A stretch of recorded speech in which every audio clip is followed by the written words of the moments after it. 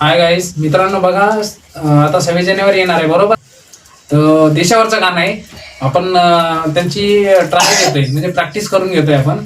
आणि तुम्ही पण ऐकून बघा थोडं की हे लोक म्हणजे कशा प्रकारे प्रॅक्टिस केलेली आहे त्या गाण्याची. आणि देशावरचं गाणं आहे. आणि नक्की कमेंटमध्ये सांगा गाणं कसं आहे काय नाही, कारण की लहान पोरं आहेत, यांचा आवाज बघा कसा आहे काय नाही, कंटेंट बघा, गाणं कसं बोललेलं आहे काय नाही, ते सगळं तुम्ही त्या कमेंटमध्ये सांगून आम्हाला कळवा. ओके. तर कोण कोण म्हणणार आहे गाणं? तिघच जण आहेत ना तुम्ही? सगळे जण? हो. ठीक आहे. मग गाणं कोणतं म्हणणार? देशासाठी लढले.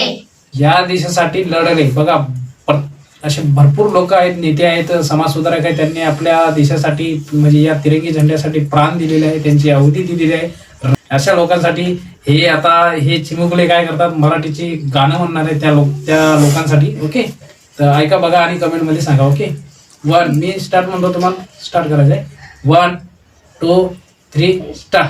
ते देशासाठी लढले, ते अमर हुतात्मे झाले, सोडिले सर्व घरदार, त्यागिला सुखी संसार, ज्योती समजीवन जगले, ते देशासाठी लढले, ते तुरुंग हुतात्मे झाले, तो तुरुंग ते उपवास, सोसला किती वनवास, कुणी फासावरती चढले, ते देशासाठी लढले, ते अमर हुतात्मे झाले, जोडली झुंजली जनता, मग स्वतंत्र झाली माता, हिम शिखरी ढोल फडफडले, ते देशासाठी लढले, ते अमर हुतात्मे झाले, तो तुरुंग ते राष्ट्रध्वज साक्षीला, ठरवू आपण वंदन याला, जय गीत गाऊया आपुले, ते